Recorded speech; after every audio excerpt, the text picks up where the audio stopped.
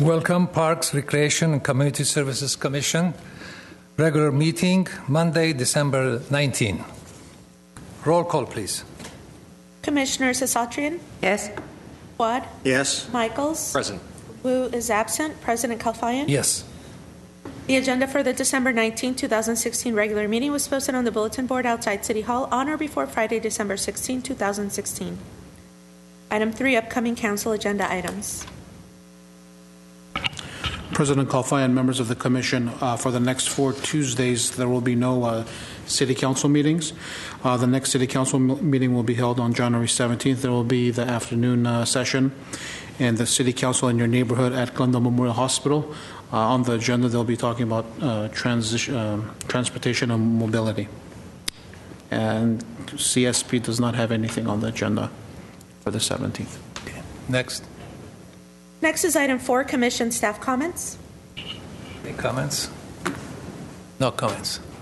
President Kalfai, members of the Commission, as usual, I'd like to take this time to announce some upcoming events in the Community Services and Parks Department. These are events taking place between now and your next meeting on January 23rd, 2017. The Youth and Family Services Program is offering Teen Night Out at Pacific Community Center on December 23rd, 2016 from 5:30 p.m. to 9 p.m. Winter break camps are being offered at Pacific Community Center and Spar Heights Community Center from January 3rd to January 6, 2017. Another Teen Night Out is being offered at Pacific Community Center on January 6, 2017 from 5:30 p.m. to 9 p.m. The Trails and Open Space program is offering Know Your Natives Native Plant Hike and Program at Dugmajan Wilderness Park on January 7, 2017 from 9 a.m. to 12 p.m. We are also having the Palmer Park Grand Reopening Ceremony on January 7, 2017, starting at 10:30 a.m. With a social and 11 a.m. with a formal program. On January 11, 2017, we have a mandatory orientation for homeless count volunteers in the Perkins Community Room from 10 a.m. to 11 a.m. Trails and Open Space program is offering Riverwalk Workday at the Glendale Narrows Riverwalk on January 14, 2017 from 8 a.m. to 12 p.m. Youth and Family Services is offering another Teen Night Out at Pacific Community Center on January 20th, 2017 from 5:30 p.m. to 9 p.m. Trails and Open Space is offering a Wilderness Workday at Dugmajan Wilderness Park on January 21st, 2017, celebrating National Granola Bar Day and Squirrel Appreciation Day from 8 a.m. to 12 p.m. One Glendale Volleyball Championship is taking place at Pacific Community Center on January 21st, 2017 from 10 a.m. to 12 p.m. And on January 23rd, we're back here for another Parks, Recreation, and Community Services Commission meeting, and this is a special meeting as the date has been changed. The time is still at 2:30 p.m. For more information, the public can call 818-548-2000 or visit www.glendaleca.gov/residents/calendar. Thank you. Thank you. Next, please. Excuse me. I'm sorry, I have one. President Kalfai and members of the Commission, last meeting, Commissioner Asatarian mentioned that there's a property in downtown on Brand between California and Wilson, a vacant lot that she wanted us to take a look at. I did contact the Community Development Department, and there are plans for that property to build a restaurant and office space. So staff will be looking at other properties in Glendale to see if we can purchase or develop a park site or a green space site. Thank you. Next, please. Next item is oral communications. There are no cards. Item 6, consent items. At A is approval of the minutes of the Commission regular meeting held on November 21st, 2016. Do you have anyone moving it? If I may, President Kalfai and members of the Commission, I'd like to point out on your desk is a copy of the revised minutes that I emailed to you and posted also on the city's website. The change that was made is under item 7B, third paragraph, first sentence, the word reasons was changed to regions. And thank you for... We thank Commissioner Michaels. Yes, thank you, Commissioner Michaels, for making us aware of that needed change. I move that we approve the minutes. Second? Oh, second. I'll second. Thank you. You were second. And I'll take roll call. Commissioners Asatrian, Yes. Quad, Yes. Michaels. Yes. Wu is absent. President Kalfayan. Yes. Next, please. Next is item 7, action items. A, day camp discount policy. At 1 is a motion to provide feedback on a proposed day camp discount policy. President Kalfai and members of the Commission, during the October 2016 Commission meeting, we came to you to increase some select day camp fees.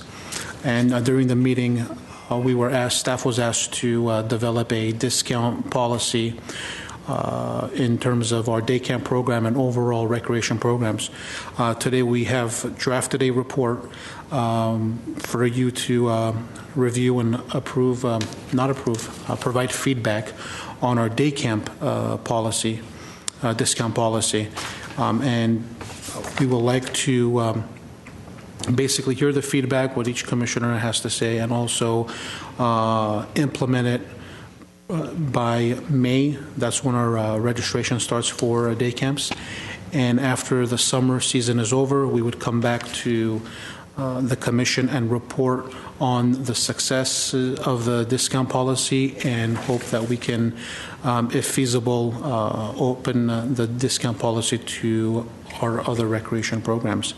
With that being said, I'd like to have Senior Community Services Supervisor Seva Karabidian, who has tirelessly worked on this draft with the help of other employees in CSP, to come up and give us a brief presentation on the draft.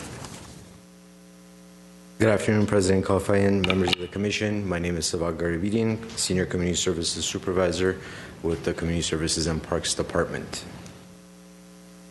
As Mr. Bulanike mentioned, the City of Glendale Community Services and Parks Department has been operating day camps for the past 25 years. The day camp dates coincide with the Glendale Unified School District breaks. We offer camps to provide a child care option for parents when school is out for 3 or more consecutive days. During summer break, we offer a total of 7 day camps at 5 different locations throughout the city. During winter and spring break, we offer 2 camps at 2 locations, Pacific Community Center and Spar Heights Community Center being those 2 locations. Here is a listing of all the camps that the department provides. We've got Blast Camp, which is at Griffith Manor Park, Kinder Camp, which is at Pacific Community Center, and it's age-specific. 4 and 5-year-olds attend that camp during the summer. Cool Days, which is the popular camp at Pacific Community Center, which is opened from 6 to 12-year-olds. Maple Stars at Maple Park Community Center, which is 5 to 12-year-olds. Spartacular, which is at Spar Heights, and that's 5 to 12-year-olds. And this one's a 12 noon to 6 p.m. camp Monday through Friday, as the same facility is being used for our senior meals program in the earlier on in the day. We've got Spectacular Camp, which is at Verdugo Park. That's our excursion camp. That's for 5 to 15 years old, and that's from 9 a.m. to 6 p.m. We've got Traveling Teens Camp, which is age-specific again at Pacific Community Center for 12 to 14-year-olds. We've got Groms and Shredders skate camps at Verdugo Skate Park, and most of these locations offer extended care in the form of before care from 7 a.m. to 9 a.m. or after care in the form of 4 p.m. to 6 p.m. if it's not already included in those camps' hours. So like Spartacular, which is running camp from 12 to 6, we wouldn't offer extended care at that location because we already covered it until 6 p.m.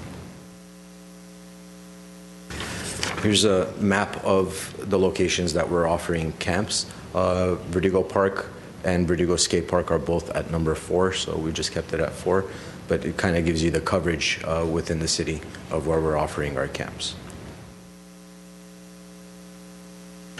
So, Excuse me, if you can go back on the map, what do we have in the south besides the Pacific? Number 2 and number 3. Number 2 being Maple Park Community Center, and number 3 being Pacific Community Center. Now at Pacific, I want to add that we have Kinder, Cool Days, and Traveling Teens. So it's essentially 3 different camps being offered at Pacific Community Center, but they're age specific. So it can go from ages 4 to 14, depending on which camp somebody would like to register for. So here's a snapshot of the day camp fees before and after the increase approved by the Parks, Recreation, and Community Services Commission back in October of 2016. Only a few camps, were impacted by the fees. You could see by the amount increase column, there's 5 that we didn't propose fee increases for.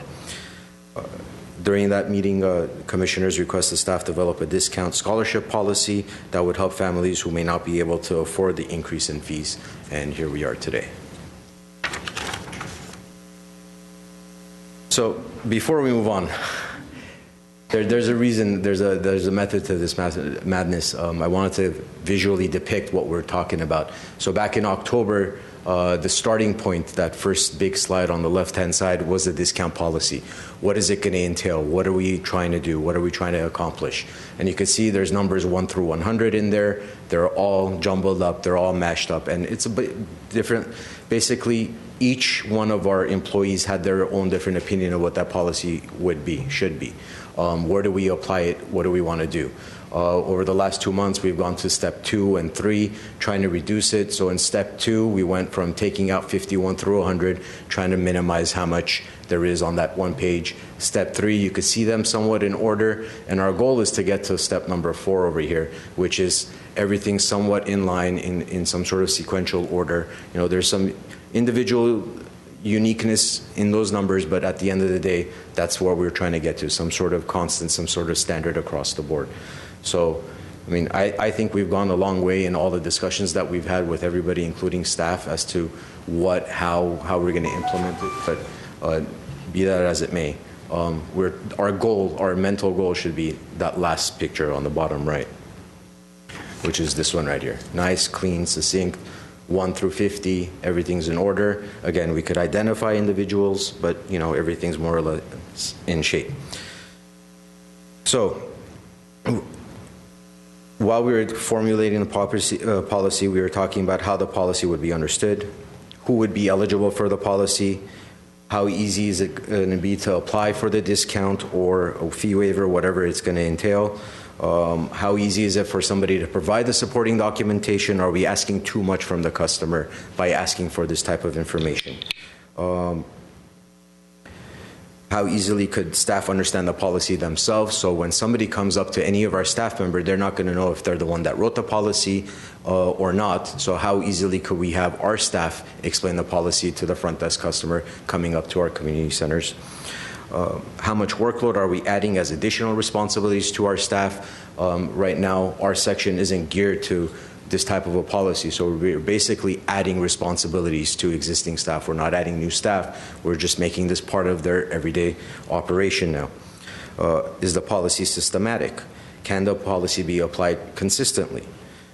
Does the policy have any gray areas? One area we're trying to avoid as we were trying to create this policy is not be subjective. We want it to be as clear-cut as possible.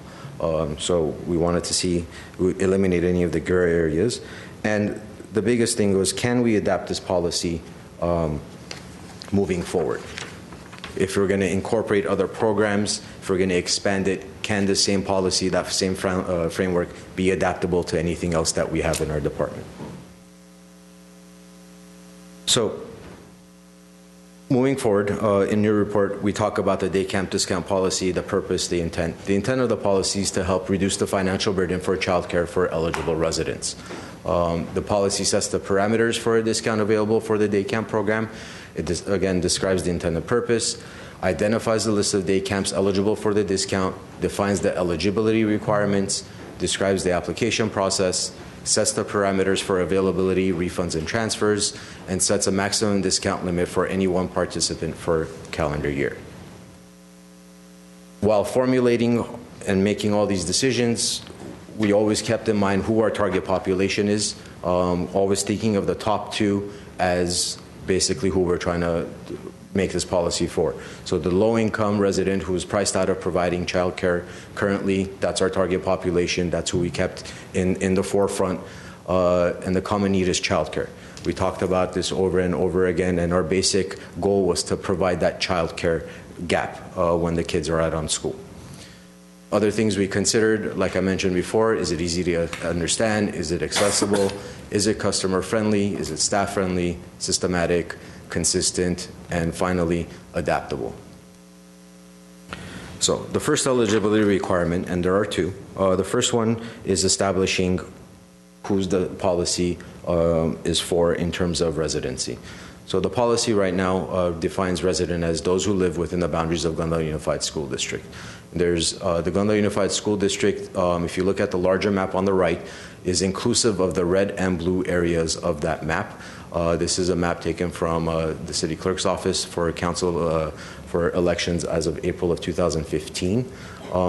We've taken that upper portion and kind of made it larger on the left-hand side of the screen, and that includes the 91214 LA County and Glendale and LA County parts of La Crescenta, which is the same zip code with the same overlap. And it does include a sliver of 91011 as well. So that's the left slide, and the right slide is what we're proposing the policy should be. All of Glendale as per the boundary map, which is the GUSD boundaries that we've taken into account.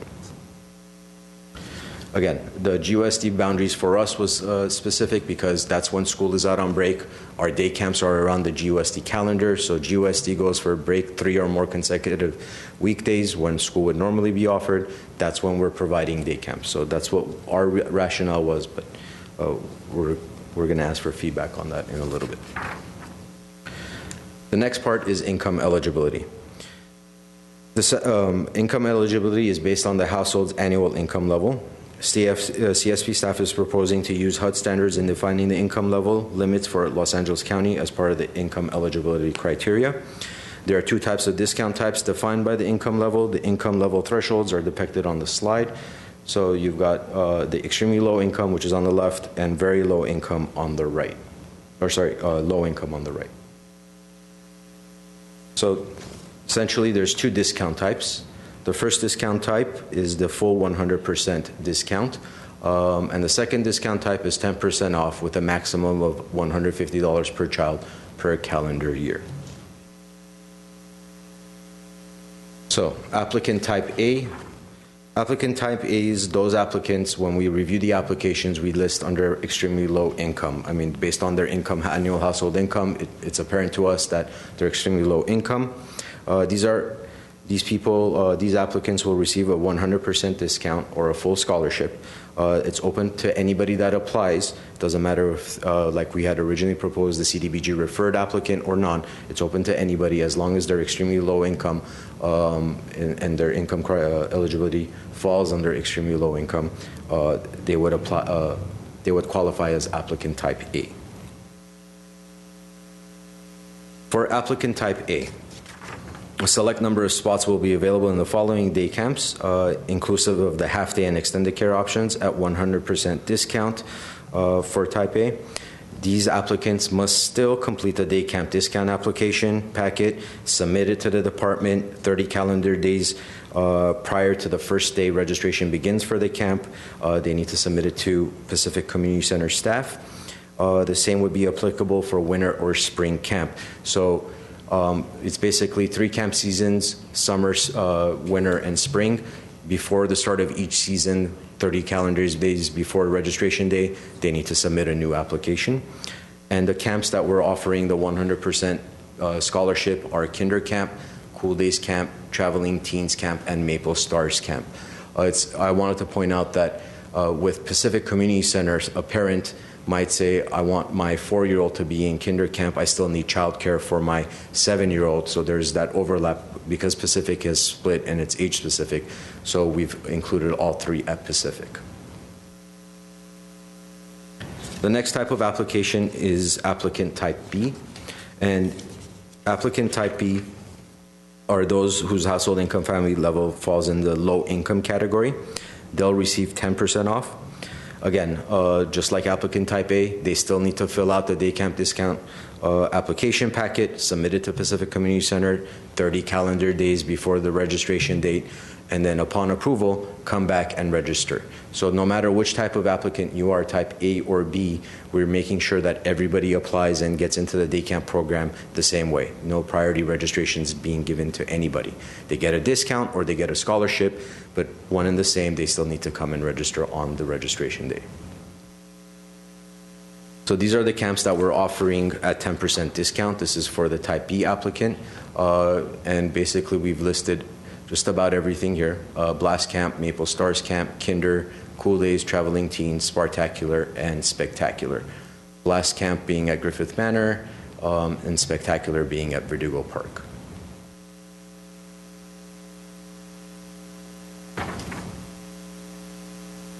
Commissioners, one thing to keep in mind that registration for these camps is done at these 6 locations: Adult Recreation Center, Customer Service Office, the Sports Complex, Maple Park Community Center, Pacific Community Center, and Spar Heights Community Center.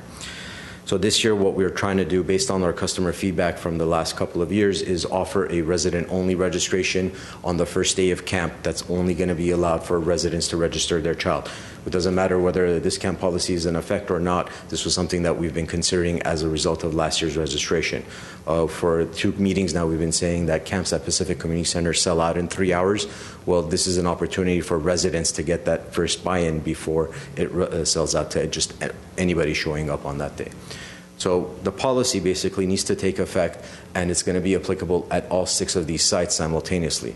We're talking about 24 part-time staff and full-time staff on the first day of registration, and a larger number thereafter when we move forward in the registration process, as whoever was working, let's say, Monday of registration isn't necessarily working Tuesday, Wednesday, or Thursday. With the exception of the full-timers, part-timers all need to get familiar with this policy and know how to process so that nobody's denied or made their lives more difficult as it is. Okay. So the application process. Step 1, the applicant fills out the application form, submits it to Pacific Community Center with the supporting documentation 30 days prior, and basically waits for us to review and get back to them. Step 2, staff will review the applications.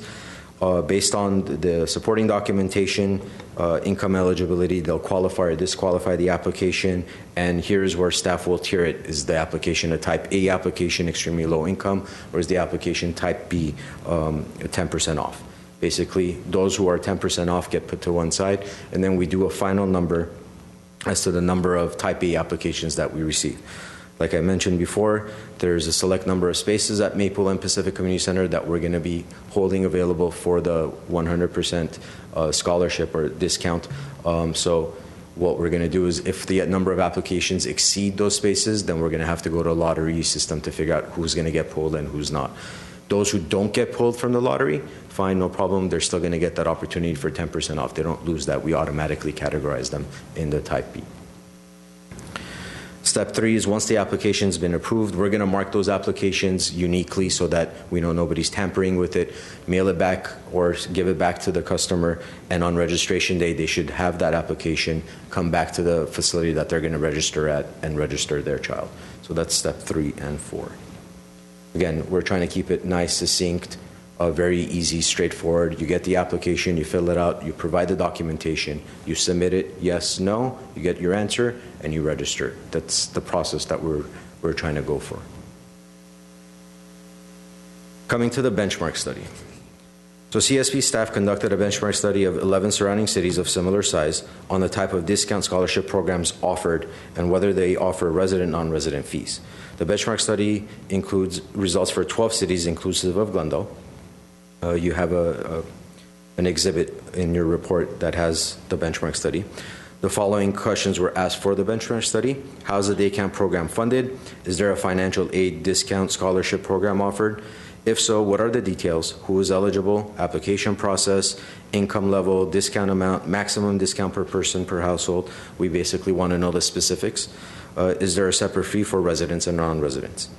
So the benchmark study revealed that 9 out of the 11 cities are 100% funded from the general fund.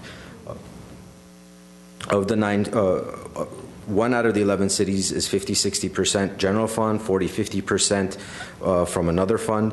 1 out of the 11 cities is 85% general fund and 15% from other funds. And Glendale is the only one that's 100% funded out of the special revenue fund for day camps. The study also shows that in 2017, 7 out of 11 cities offer a discount or scholarship. So some sort of discount or scholarship for income families that are residents of the corresponding city. 4 out of the 7 cities fund the program through grants and donations. 3 out of the 7 cities subsidize through the budget. The majority offer a discount with a maximum discount amount, and only 2 cities offer a 100% scholarship. And those 2 cities is a discount on a sliding scale up to 100%.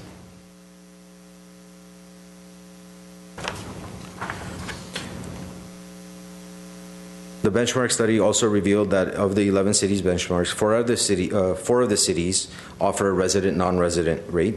Non-resident fees range from an additional $5 per child per 1 week session up to $34.25 per child per 1 week session.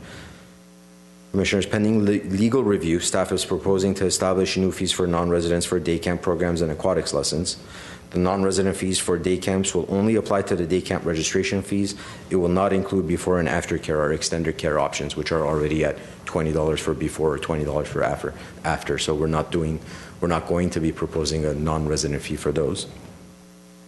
Again, it's going to be proposed fee will be $15 per child per week, and the proposed non-resident fee for aquatics that we're going to come back to you guys on will be $15 per child per week per session. Staff will continue to research this option and return to Commission in January 2017 with an update.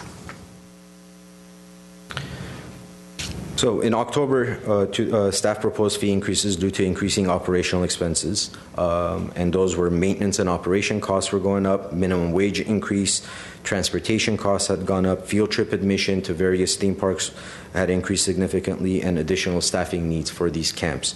And based on what we presented to you guys back in October, we were saying the day camp program for the camps impacted were at an operational deficit of $44,239.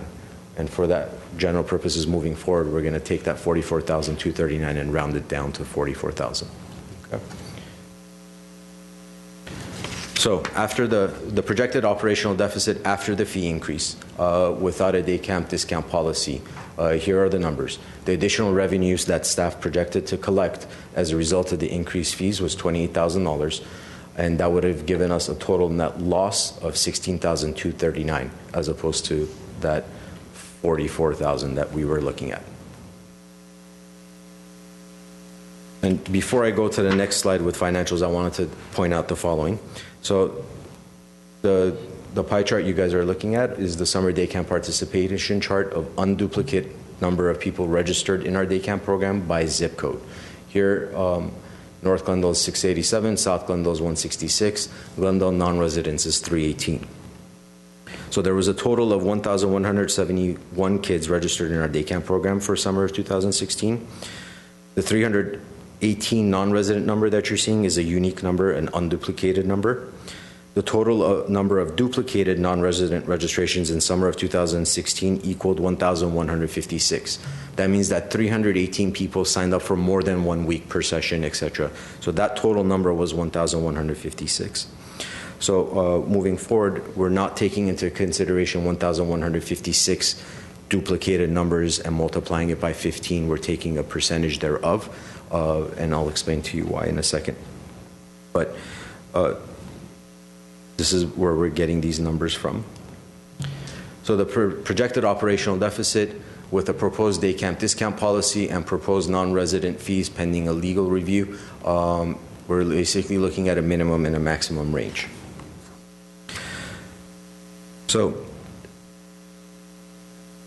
the additional $36,500 that we're mentioning is the estimated increase from the fee increase that we did back in October and non-resident fees. So that $8,500 is taking that 1,156 number of non-residents that registered and dividing it significantly by half and saying, well, we're probably going to get less for 2 reasons. The first reason is going to be because we're opening up day camp registration on the first day to residents only, and that's going to have a significant impact on how many non-residents will be able to register the next day. And we're also assuming that the same number of people are going to be coming back the following year. So that $8,500 of non-resident fees is a calculation of that 318, the duplicated number. And then the $21,000 and the $38,000 is what we're estimating based on the number of spaces available with a 100% discount and the 10% off at the various campsites. So the minimum number is calculations at Maple and Pacific, which are the lower options at $21,000 at 10% off. The maximum number is 10% off all the way across the board with a cap of $150 per child. It's actually $170 for a 10-week session. $20 will not be eligible for the discount because we're capping it at $150 at Verdugo Parks Camp. So the range is there from $21,000 to $38,000. We have a lot of different fees, so that's minimum loss. We're expecting a total at the end of the day $28,500 up to $45,500.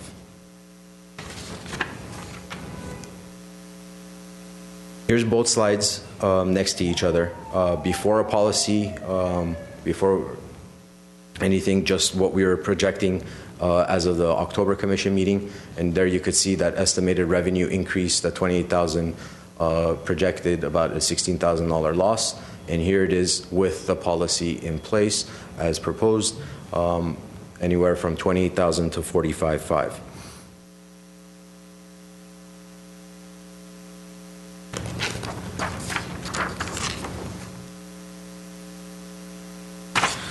So to summarize, the proposed policy has the best interest of the target population in mind, where extremely low-income families will receive a full scholarship, while low-income families will receive 10% off. Glendale is still below average or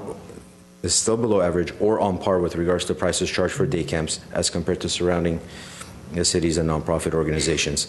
Like the 7 cities who do provide a discount, the discount is for residents only. Given the department's limited resources in terms of staffing and budget, considering the section of the department's goals and overall mission, the policy is congruent with where staff foresees resources should be allocated in terms of basic needs. At this time, staff would like your feedback to the proposed day camp discount policy and direction to pursue the feasibility of implementing a non-resident fee pending legal review. And I'd like to open it up for any questions any of you might have at this time. Let me congratulate you on doing a good job on a short time for you. Thank you. Okay. Commissioner Astoria. So one of my, well, first of all, great work. Thanks. And thank you for taking the time for doing this. It was a team effort, Commissioner. One of my number one concerns is when I voted for the fee increase, I noted that I'm only voting for it because we had an understanding that there would be some sort of discount policy and none of the local low-income families would be affected by it, by the increase that we implemented. When I look at the draft proposal, there are 3 camps that are affected by it. So is there a way for us to make an adjustment that falls in line with the agreement that we had at the initial meeting? That's number one. The City of Glendale versus the GUSD boundaries. Can you explain why we decided to go with GUSD versus just the City of Glendale boundaries for the resident, not resident fees? Maybe we can start there and then go through the rest. Okay.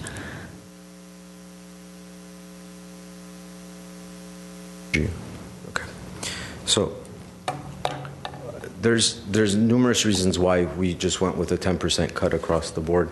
One of the reasons, the simplest reason, is because it's easier to incorporate at all these locations simultaneously. So basically, right now, discounts in our current program require a supervisor level to grant that discount. If we were to open it up to anybody offering that discount, there's an opportunity for somebody to provide a discount for something that isn't eligible for a discount for any class or contract. It could be something done on the side. So the simplest way we could do that was to offer a one-set fee and then make it as clear across the board as possible at all 6 of these registration locations, where if you're going to get a discount, it's going to be 10% off. It's not going to be 10% off here, or 12% off here, or 15% off here, or 18% off here, and so forth. So basically, all of these registration locations, you could apply and register for any of our camps. So number 6, Spar Heights Community Center, for example, needs to be able to know how to process registrations for Pacific Community Center and Spar Heights and anywhere else citywide. So for us, in terms of implementation, we've thought that was the best method to approach, the best way to approach that issue in terms of implementation was. And as for the GUSD boundaries, like I mentioned earlier in our slides, our camp program is based on the GUSD calendar. So for us to say, when do we provide camps, we're going to take the GUSD calendar, we're going to see when they're off for summer, when they're off for spring or winter, and base our camps based on their calendar. That's what we provide our camps around. Excuse me, can you turn on your mic? Is the only non-Glendale part of GUSD La Cañada? So this is the map. If you look at, basically what you need to look at is the lower left-hand side of the map. Parts of that is La Crescenta unincorporated LA County, which is the peach highlight with the red boundary. Parts of that might fall into La Cañada, and that's that little sliver all the way to the right. I can't read that number, the precinct code, basically. That might be, if I'm not mistaken, this area right here. If I'm not mistaken, I'm not too familiar with. So it's La Crescenta and La Cañada. Yeah, that's 5000. Yeah. And then unincorporated areas of LA County, correct? This peach area is all unincorporated LA County, which might share the zip code with this area as well, 91214. So this is Pennsylvania Avenue, that's the divide. So there might be the same zip code here as there is here. So we chose the GUSD boundaries so that we kind of circumnavigate that zip code overlap issue that we have. And again, because we offer our camps around the GUSD breaks, that's why we chose the GUSD, the boundaries as our limitation. But again, that's something that we are specifically asking for feedback on as to what commissioners feel is appropriate. What percentage of camp people have come from those areas? I have to look at our numbers. I have the zip code breakdown, but I didn't do a percentage per. I have to come back to you with those numbers. I interrupted. I mean, no. Sorry, Commissioner Fouad, President Kalfan, if I may.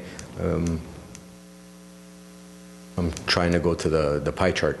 So North Glendale, that 59%, all of those people that live in that area would be considered North Glendale in that 59% that we had. I'm sorry, say again, the North Glendale is the unincorporated area, or is just the part in the those residents or the people that live in that area will fall in that North Glendale category, in that 59% category. Do they fall into the yellow on this chart? No, they do not fall in the yellow. Because those are not, okay, right, because they're in the district already, got it. Yeah, they're in the district, so we've kept them in the numbers. President Kalfan, members of the Commission. Commissioner Sartorian, I know you had mentioned in regards to the fees, the increase in fees, that there's some of the fees, there's 3 day camps that have increase in fees, even though we all have the policy in place. But I want to point out that Maple Stars camp, we didn't increase the fees back in October, and we're still including Maple Park part of the 10% discount or the 100% scholarship. So if there's a family that needs a low-income family that needs childcare, Maple Park will be available. Maple Park usually doesn't fill up, but Maple Park has more room to expand in terms of enrollment because it is a outdoor camp / indoor camp. So that would be one camp that we can ask the parents to sign their children up for. This is in terms of the fee. I know you had a concern regarding the fee increase, but we are incorporating the discount policy at Maple Park too. I understand and appreciate that, but again, I mean, there are line items there that are impacted by the fee increase, and the discount policy is not even covering it. So they're still paying more than they would have prior to the fee increases. realize the proposed discount fee is a percentage. Would it be difficult for staff to go ahead and change the discount fee to have it match last year's rates of what the discount fee would be, simplifying registration to just say if they qualify for the discount, they will pay last year's rates, so that there essentially is no increase, but still keep it systematically the same? Commissioner Michaels, I believe that's doable. It's just a matter of programming our registration software. But, Commission does establish the fees, and if Commission approves us to go back and have our previous fees as the discount policy, I don't see why not. The only question I would have is for Maple Park, how would we reduce the fees or give a discount at Maple Park, since we haven't increased the fees at Maple? Would we be able to actually just bring back all the fees to the Commission for us to decide on a new fee structure for the camps, and then decide on the discount policy? So, for example, for us to be able to look at all of the camps together, and then perhaps the fee for kinder camp would not be $60. It would actually be something where you're not increasing the fee with the discount policy implemented. Sorry, just to add, President Golfan and members of the Commission, in drafting a policy, I think the reason why we wouldn't or haven't specified the actual dollar amount is because the percentage discount would be different for each camp. So in order for us to keep it consistent, again, because of staff resources and simplicity, and also to be able to keep track of it, I think most efficiently it would be best to keep a standard discount amount, so whether that's 10% or 15%. The reason we didn't go with a higher discount is because obviously at a higher discount, some of the other camps, like as you can tell, yes, in the case of like Blast Camp, the amount of the increase was $10, but we are offering a $12 discount. So at the end of the day, they do balance out in the numbers. But if we were to offer a higher discount, we would essentially be losing more money. And because the day camp program is already in the deficit, it's harder to implement a higher discount knowing that the department would be incurring more of a deficit. So the increase in fees would essentially, there would be no point in increasing the fees. And so the Commission in October approved a fee increase, recognizing that the department was operating at a deficit and recognizing that the fees needed to be increased, but also trying not to impact those low-income families, asked for a policy to be able to address that. And so staff's recommendation is to offer a discount, but recognizing that there is a deficit, that the programs are operating at a deficit, and that the fees do need to be increased. We are trying to propose a policy that works for the low-income families, and the full scholarship offers those families that are at an extremely low household income, the opportunity to attend. There's also other programs offered by the social service providers out there that could also accommodate those families. So in trying to, again, keep in mind that it is a special revenue funded program and it is already operating at a deficit, the more discount we provide, the higher your deficit is going to be. And so that was kind of, I think, what staff was trying to keep in mind in offering the 10% discount and a full scholarship to those families that would be extremely impacted. Well, in terms of the idea of going back to the prior rate to establish the discount level, were those rates, so there's that, and then we raised the fees. Was part of the fee raising to rationalize the fees? I mean, they weren't, were the prior fees, I mean, if we go back to the prior fee, that sort of suggests they were rational, and you've sort of superseded them. I'm sort of arguing against that point, no offense, because those fees may have been sort of helter-skelter irrational, so we should not use those as a benchmark going forward. It just perpetuates sort of an awkwardness that we're trying to change by the increase?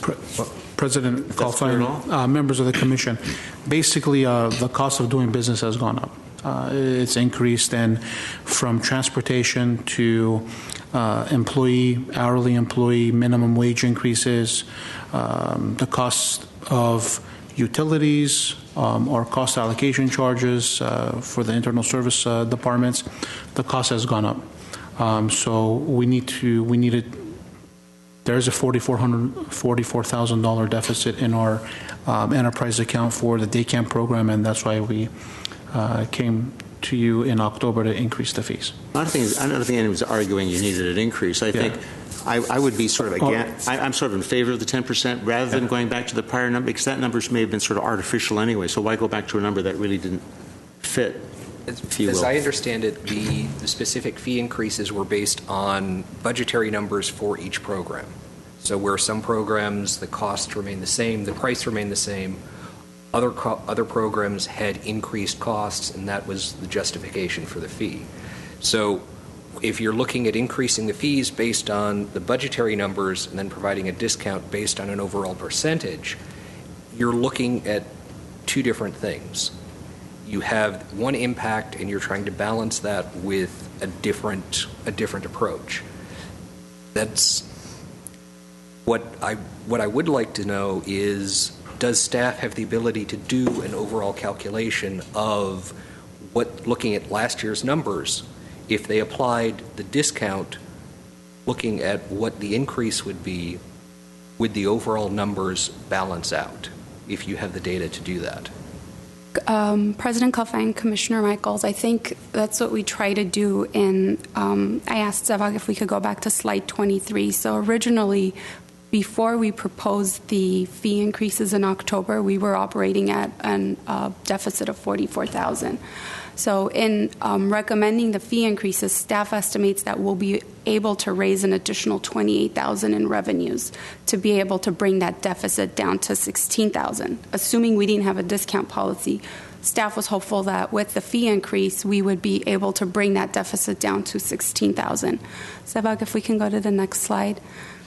And so in looking at implementing a discount policy, because it's difficult for staff to know exactly what the demand is out there for low-income families that would need either a full scholarship or would qualify for the 10% discount based on their household income, there's a range of $21,000 to $38,000 loss in implementing this policy.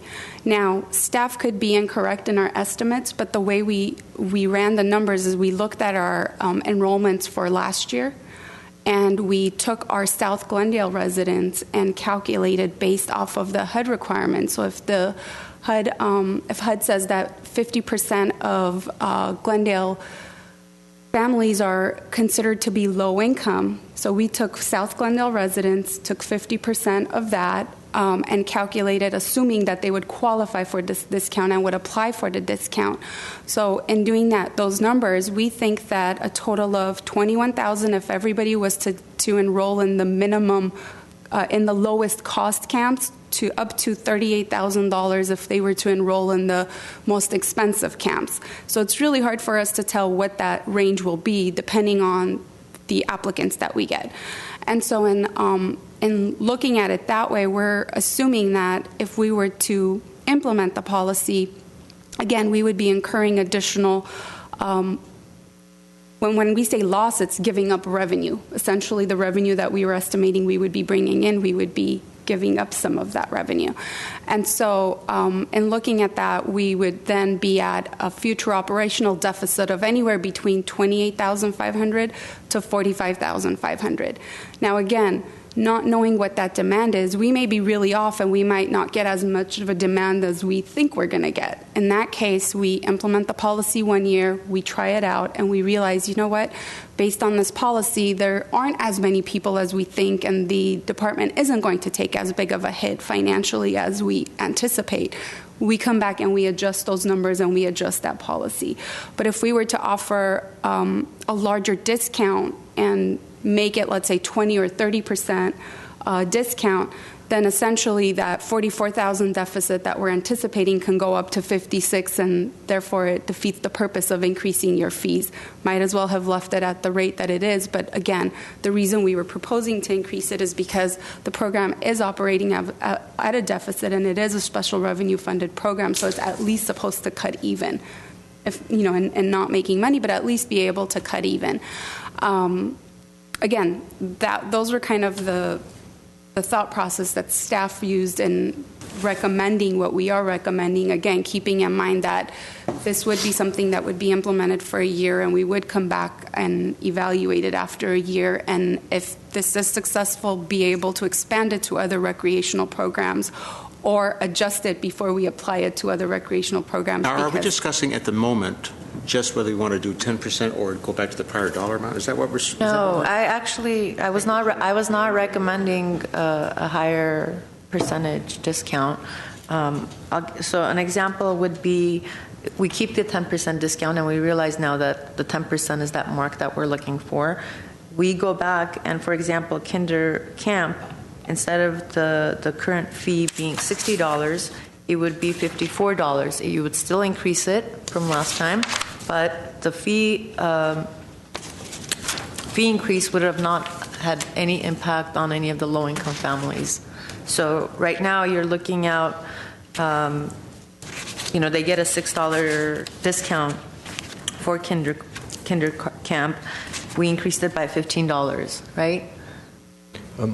President Coffey and members of the commission, maybe kinder camp may not necessarily be the greatest of examples. I would probably agree with you with any other camp, but the reason why kinder camp we increased it by $15 was because instead of staffing it with 2 staff for that age group, we actually increased the number of staff to 3. So whereas our ratio is 15-1 in kinder camp, where we cap out registration at 18 participants, we're actually going to staff to participant ratio of 6-1. That's one of the other reasons why we brought that up to $15 as opposed to a $5 or $10 increase. What about Cool Days Camp? That's a $10 increase. That's ages 6 to 12 years old. Right. So. Like I said, I would agree with you just about on any other camp, but the kinder camp is very unique in that fact that sorry to cut you off. It's unique that we changed the level of service we're providing to the customer there. So Cool Days Camp, we have it at $85 now. The discount offered is at $8.50 with the discount policy, but we increased it by 10. So would it be possible for us to go back to maybe doing it for 82 or 81 again, so that that fee increase is not impacting low-income families? I know I'm talking about dollars and cents, but at the end of the day, I think we're adding non-resident fees, and the chart that we're looking at is, we're looking at all the deficits that this discount policy brings in without having a discussion about. We need to keep in mind that the increase of minimum wages is motivated us to increase the fees and the expenses of the other expenses, managing expenses and so on. Plus, they can cut on other staff instead of having one ratio of 1-3 to 1, or then the safety issue comes in. I would like to thank staff for the rationale, but we also need to look at the fees. There are some lower income patrons that will receive a full scholarship. Right. And that will skew some of those numbers. So if you look at fees where there might be a few dollar difference, if there are a few full scholarships to that program, that may bring the number more in line with what the goals are. But if we don't have the financial data from last year to go ahead and know what the exact projections are, this is still a best guess scenario estimation. Okay. I mean, to my mind, I appreciate any increase as an increase, but $1 or $1.50, that's not huge. And the 10% is a nice rationale for keeping it simple. Some of them are a little bit more, but I'm also assuming when you added these increases were rational, like the extra person for the kinder care. So assuming they were rational, let's not undo the rationality. And $1.50, That doesn't seem a lot. And if they're really poor, they get the full scholarship, so it's not even an issue. And as you've mentioned, when we come back in the fall, we'll sort of see where it all happened. Okay. We all agreeing on that? Yeah. So we have a motion to move. Well, are there any other commissioners that would like to ask any questions regarding the draft? How does you guys feel about the GUSD versus City of Glendale? If you're talking about additional deficits and implementing that non-resident fee, we can obviously still coordinate with GUSD and their summer schedule, but that doesn't necessarily mean that those individuals should be obtaining, or those families should be obtaining the resident fees. So clearly, today, these programs are offered to residents in these areas. Yes. But non-residents will not get the fee discount, correct? Non-residents will not get the fee discount, and then they will have to also pay a non-resident fee. Well, I mean, I guess I also question why should we provide a fee for where are these? You said these come from special revenue funds. Where does the revenue come from? City taxes, city funds. The special revenue, the registration. Well, who makes up for the deficit? What's the source of funds for the deficit? It comes out of our other enterprise accounts, such as our building rentals. Oh, the city. Other city.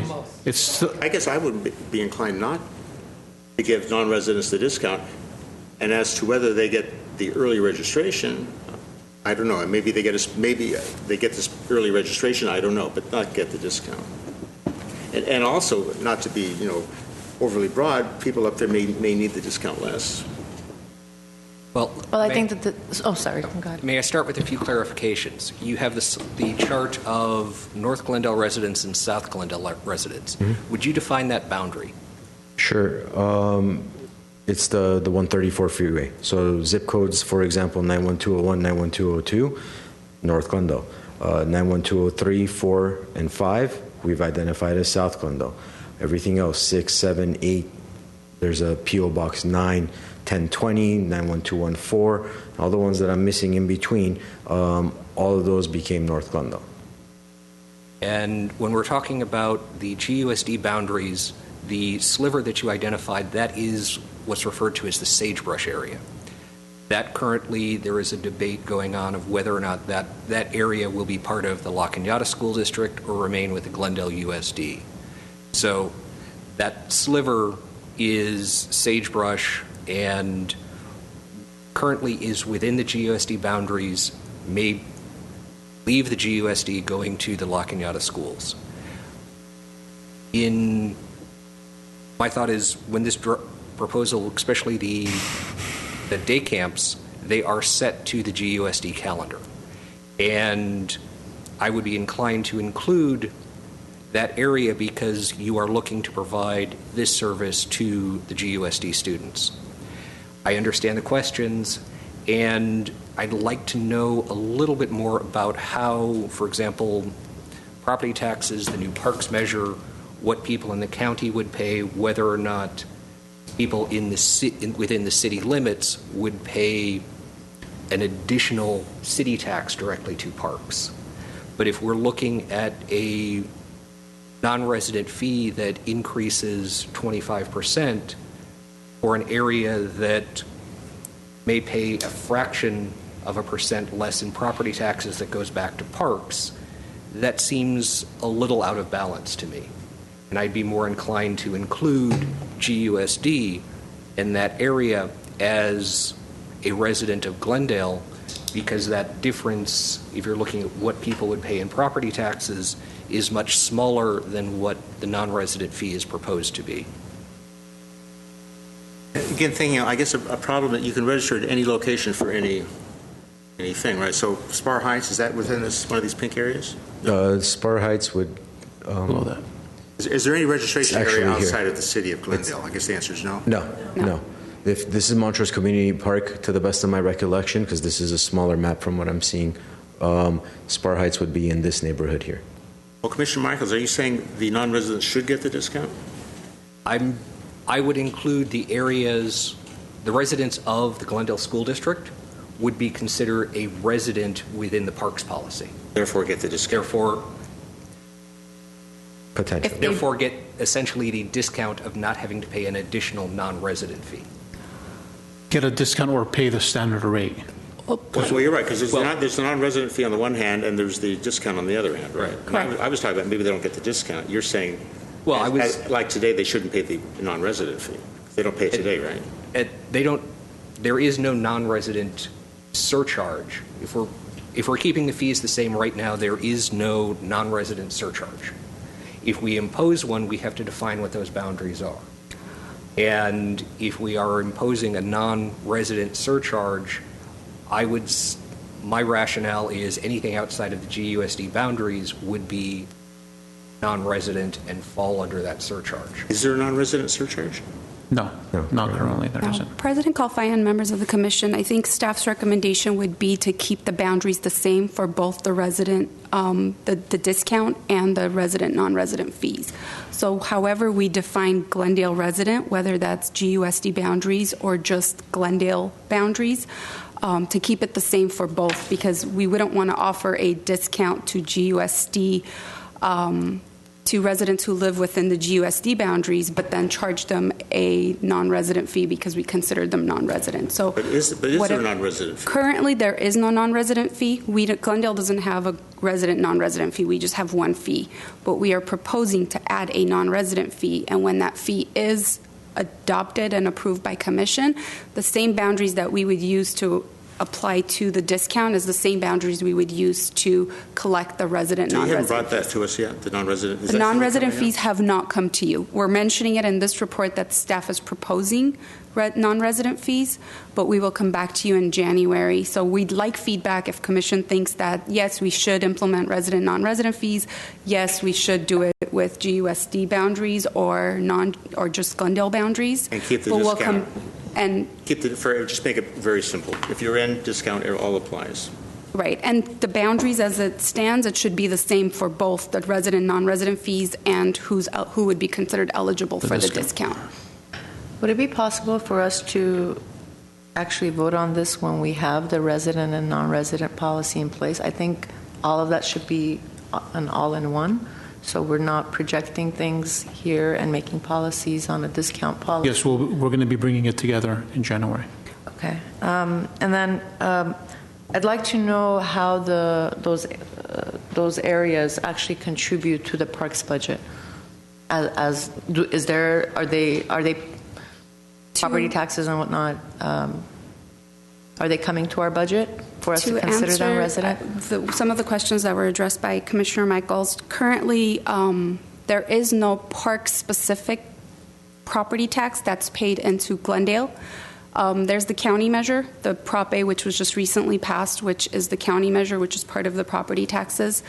The residents that are outside of Glendale boundaries would pay the taxes to the county, just like the Glendale residents would pay the tax to the county, and then the county turns around and gives Glendale a portion of the funds that are collected based off of Glendale residents. So right now there is no tax that's paid specific to Glendale. So I wouldn't be able to tell you whether, the county residents don't pay a specific tax that comes to Glendale.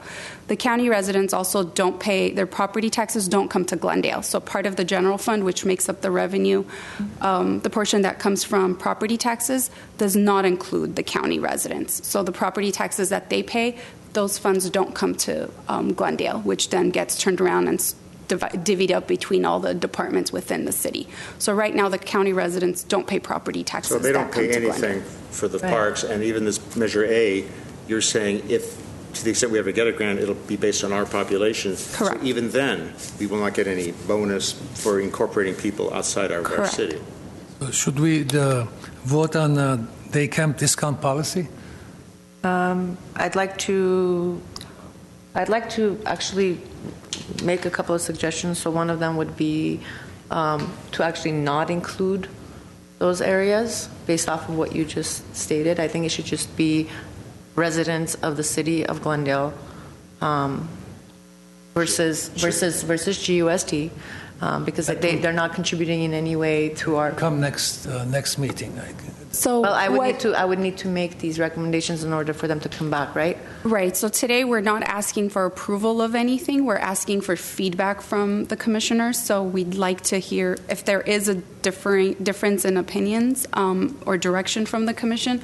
We'd like to know where you stand on certain. So it seems like the boundaries are one area where there might be different opinions. So we'd like to hear from the commission to see what direction you would like to give. So in this case, I guess Commissioner Cetrian's recommending that we go with just Glendale resident boundaries versus GUSD boundaries. And would the non-Glendale people pay, they don't get the discount and they pay the non-resident charge? Correct.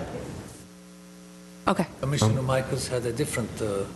I have a different opinion, and I would set it at the GUSD boundaries with the justification whatever the non-resident fee would be, that would be significantly greater than the difference in the county property taxes of what would go to county parks. For example, Crescenta Valley Park is within the city limits, and that is a county park that the county pays for.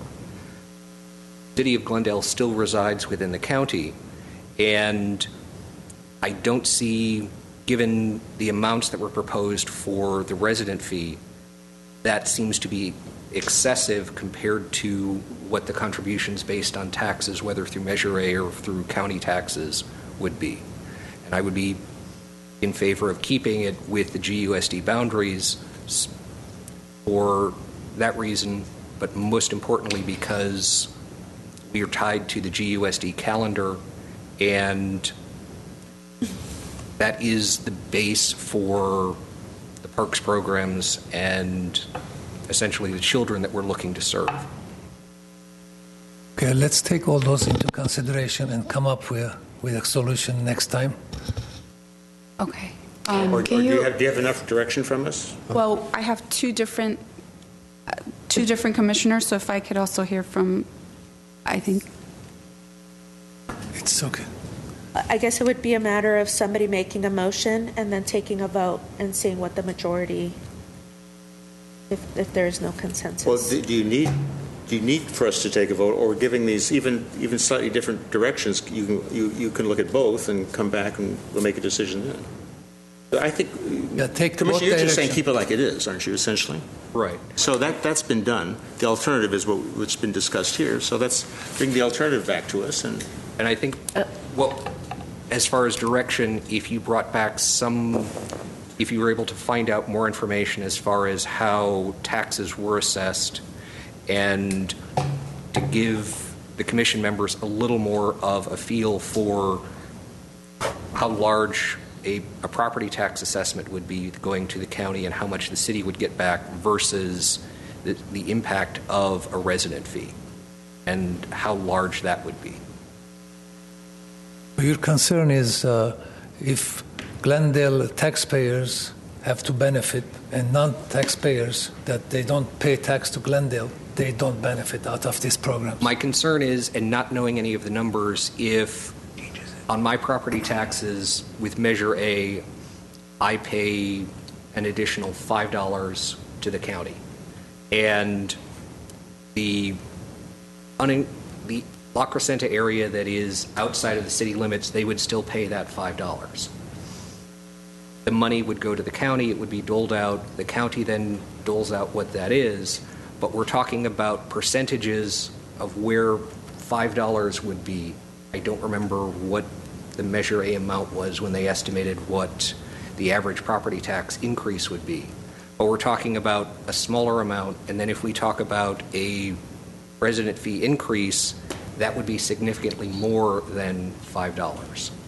But you're assuming that that Glendale's going to get a bump from the $5.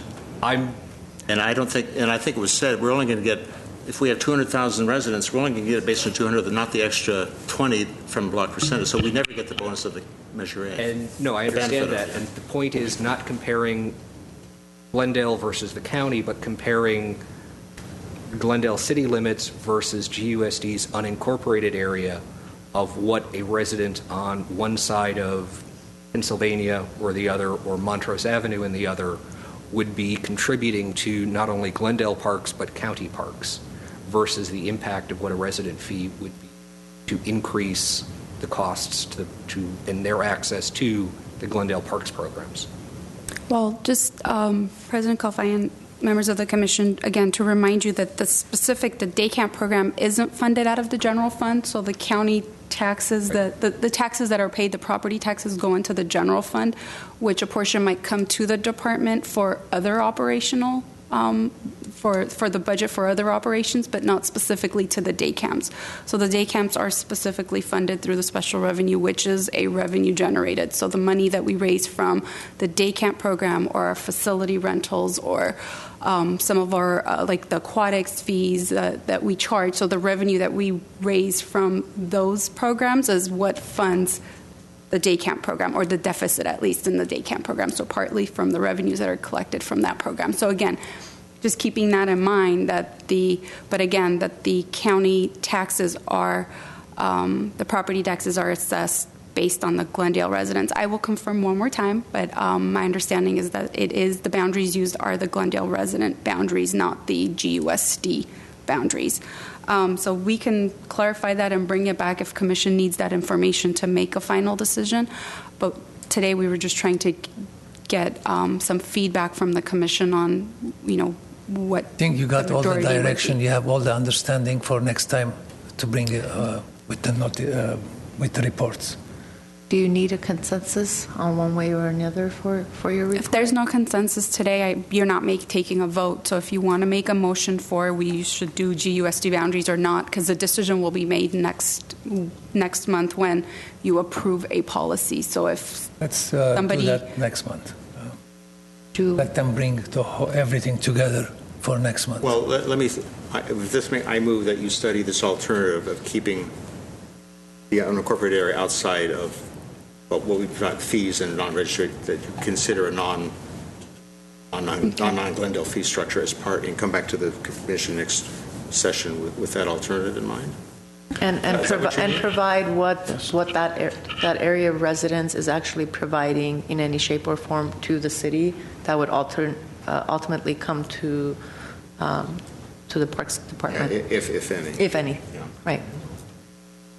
The Crescenta Valley is a unique area that it has multiple jurisdictions, from La Cañada Flint Ridge through LA County, Glendale, Los Angeles City, and with Spar Heights, with Dunsmore, with Duke Magian, those rental fees do go into the city, and residents within that unincorporated area do consider those facilities for use, and it is a very gray area. So to the extent that staff can try and add information to that, that would be my direction, but I do realize there's a lot of information and a lot of data that would be missing.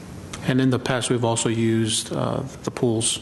We ran our aquatics program through at CV High, part of a city program at Crescenta Valley High. So that's also something we have to look at and see how many County of La Crescenta residents do use our programs. Okay. So next time. Thank you, Sevaka. Thank you. Next, please. Okay. Next is item 8, reports information only. At A is section activity reports. 1, workforce development. Good afternoon, President Kalfai and members of the Commission. My name is Judith Velasco, the Workforce Administrator. I'm pleased to provide you with our activity report for December. On Thursday, December 8th, the Verdugo Job Center held a healthcare job fair from 10 a.m. to noon, and we had over 100 individuals come and participate. We had 2 employers, healthcare related. One was the B Group, which administers senior living communities, and the other was Chap Care, which provides direct medical services to the public. So, like we mentioned, we intentionally had only 2 employers because they had such a large number of job openings, a combined over 60 job openings between the 2 employers. We had diverse openings for people with different skill sets. Openings range from registered nurses to dental assistants to caregivers. Other positions not listed were facility attendants, cooks, janitors. So the diversity really created a good attendance. One of the things we're still following up with the employers to see how many people they actually hired from the job fair, but we hope to continue these industry-specific job fairs throughout the year 2017. We were successful this year also with a tech-only job fair that we held in September. So we wanted to share the good news with the Commission. I'd be happy to answer any questions you might have. Any questions? Good job. Thank you. The only question That was easy. the only question I have, you mentioned that you limited it to 2 employers. Yes. Versus job fairs where you had multiple employers. Did you have any takeaways from that? Yes, actually, we did. The 2 employers that we had, they didn't realize how many individuals they would meet that would qualify for the position. So initially when they came, they only brought 1 representative each, but given the number we had, they were on the phone calling their offices to bring more people to interview. So what it allowed was a more intimate setting. Usually when we have, let's say 10 plus employers, it's a larger setting, which creates kind of competition to speak to employers. So I would say both settings work, and it's just for us to try to see what is the best for that particular month. And it just so happens on December 8th, we had another event that used up our larger meeting space.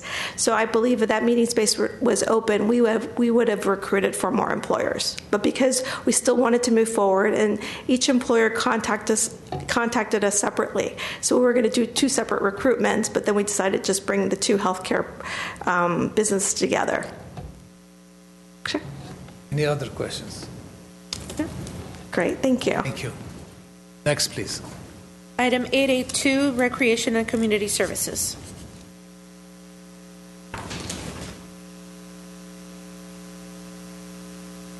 Good afternoon again, President Kalfan, members of the Commission. My name is Sabah Garabidin, Senior Community Services Supervisor for the Parks Department. So, monthly activity report for Recreation and Community Services include everything we did in the month of November.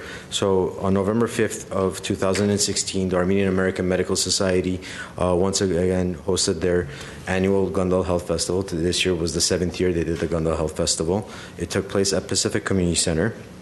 And the Health Festival is an opportunity to provide free medical services and information to the community. Over 800 participants were in attendance. Some of the screenings included blood tests, blood sugar, and lipid panels. Northwest Lions Club provided 318 adult eye screenings, 186 pairs of prescription reading glasses were given out, 80 vision service program, gift certificates were handed out, and 15 children received digitally imaged eye exams with an iScreen digital camera. AAMS, dentists, volunteers, and the USC School of Dentistry screened over 88 men and women, including and gave out 25 fillings, 24 extractions, and distributed about 100 dental kits and 100 brushing charts for children. LA County Department of Public Health provided 139 flu shots, and more than 24 women were able to get free mammograms thanks to professional mammography imaging.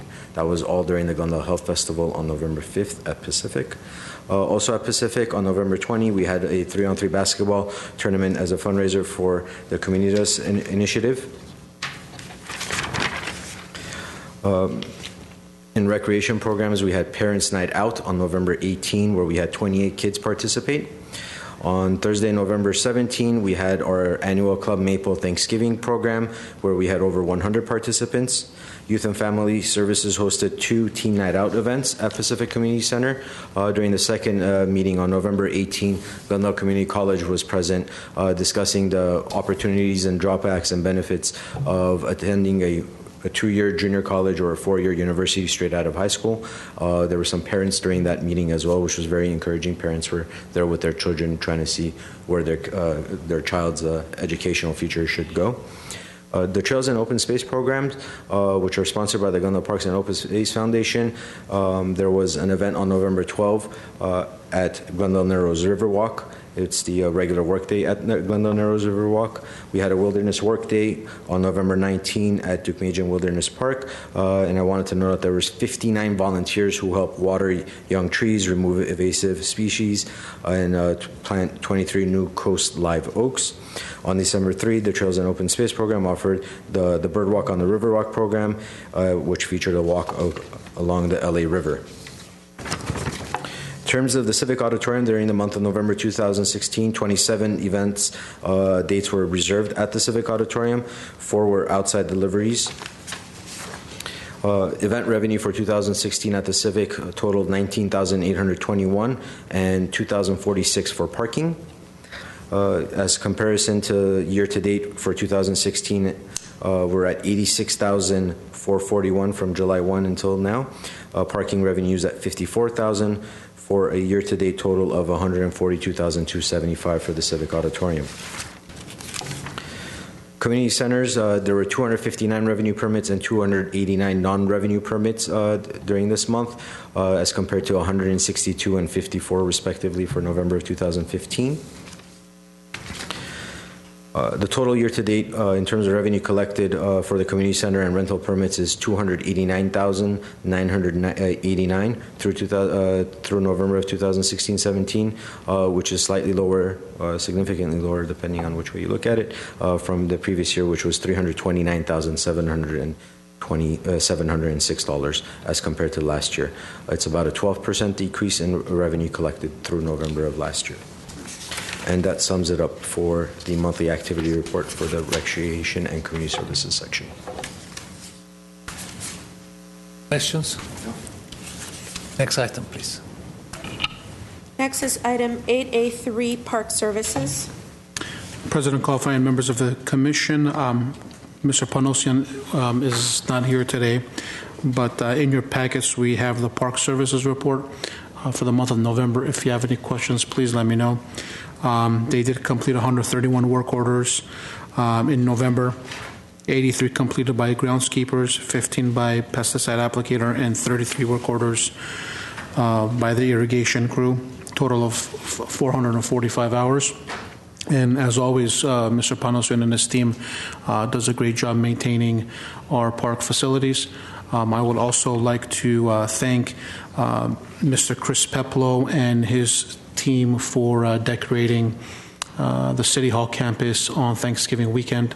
It's been a big hit, and I wanted to publicly recognize Mr. Peplow and his crew. With that being said, happy holidays, and hopefully we'll see everyone January 7th at Palmer Park and January 23rd at our next commission meeting. Thank you. Any questions? Okay, this meeting is adjourned. Happy holidays and Happy New Year.